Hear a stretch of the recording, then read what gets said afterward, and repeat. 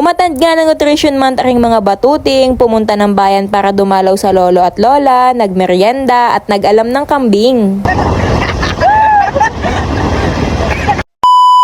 Pumunta nga ako din sa bahay ng aking tiyahin at inabutan ko nga aring mga chikiting na garini nga ang itsura. Meron daw silang nutrition month sa kanilang school kaya naman sila arit gayak na gayak. Naandyan nga si Marcos na mini milk, si Zoe na mini grapes at si Heba na mini strawberry. Ano gang kahakit ng mga ari. Kinahapunan naman, ariga si Teya at merong vlog takeover. Vlogger yarn. Naglalakad na nga kami na rin papunta doon sa tindahan ni Ate Mean para nga magmeryenda. Kaso nga laang ay sarado kaya umuwi na lamang kami.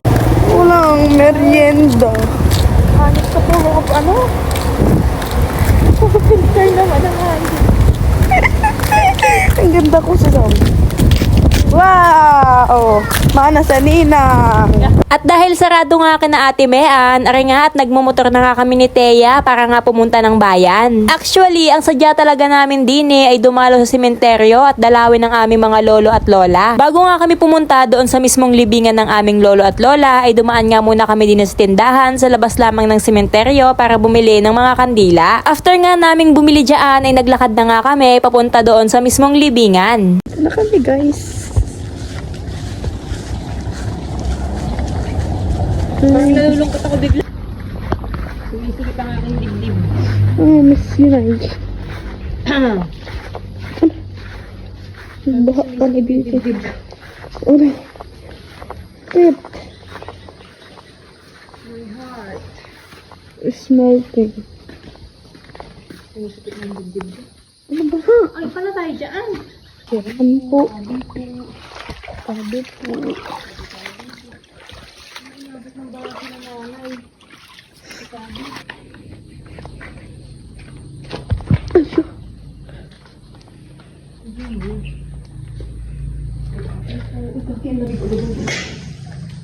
Hi, Nay, tatay.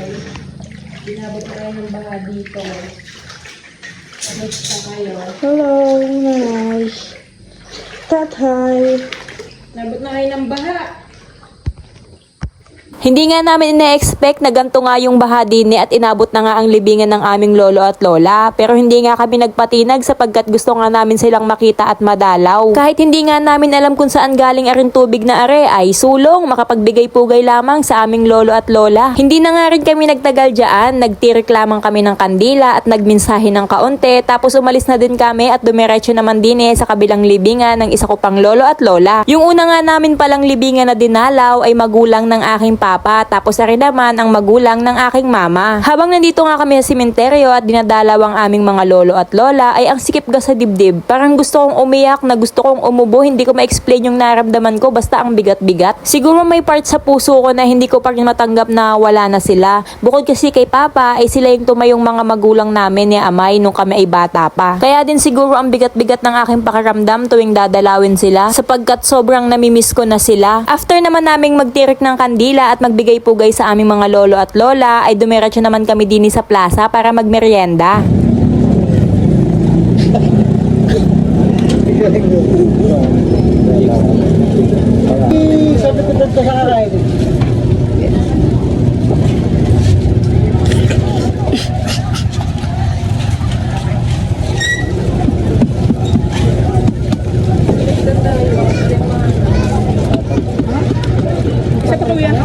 Dalawa. Yan. Let's power up. Long press.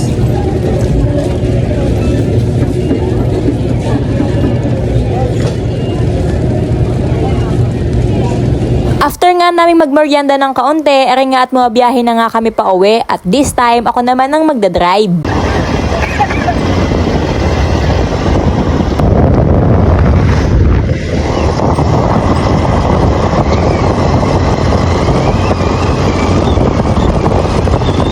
Kinabukasan na nga rin ng hapon at naandini nga kami sa kabilang ibayo at mag-aalam nga kami ng aming kambing kasama ang aking pamangkin. Maymay! Nasaan ka, Maymay? Nasaan ka, Maymay? Saan mo? Maymay! Baka dumulas ka, ha? Ay, nasa, kulay blue. Yung ano, Yun, nakita ko na si Maymay. ano, Tabi-tabi po. Hilahin mo na si Maymay, yung blue. Let's go, hilahin mo. Hilahin mo. Uwi na tayo, Maymay. Saka na. Let's go home.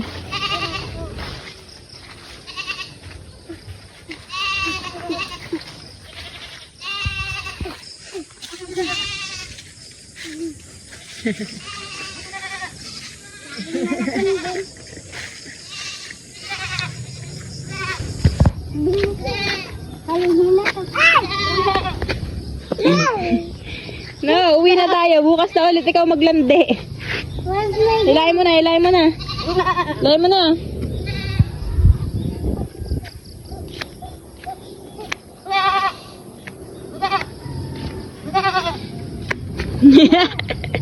Hilahin mo.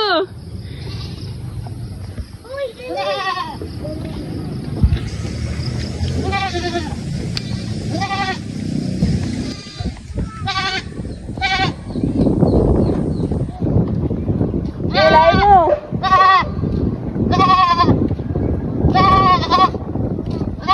Yun lamang guys. Maraming salamat sa panonood. See you in my next vlog. Bye-bye. Peace.